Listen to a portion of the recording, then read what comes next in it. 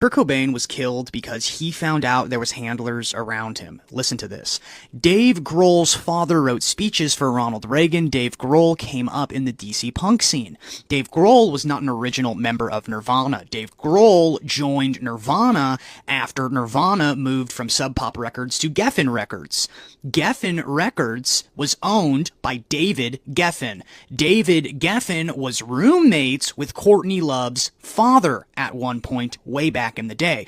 Courtney Love's father used to manage the Grateful Dead. The Grateful Dead used to be known as the Warlocks and performed Rosicrucian rituals while performing on rose petals. Love is also from the DC punk scene and was a CIA sex kitten helping traffic drugs and LSD, just like the Grateful Dead did. Henry Rollins is also from the DC punk scene, and his father also worked for an American president, Richard Nixon, helping the U.S. get off the gold standard. Henry Rollins was also not a founding member of Black Flag. Dave Grohl was introduced to Nirvana and to Kurt by a guy named Buzz from the Melvins who always had a weird contempt for Kurt Cobain. Right when Kurt Cobain was kind of deciding to get sober and to clean up his life, Pat Smear was introduced into Nirvana. Pat Smear becomes the future guitarist of the Foo Fighters. The Foo Fighters' first album has a gun on the cover. Dave Grohl is known as the quote-unquote nicest guy in rock and roll for 20 years until he's outed as having a kid out of wedlock with a woman. In 1992, Kurt Cobain is asked his thoughts on the Grateful Dead, to which he responds he would piss on them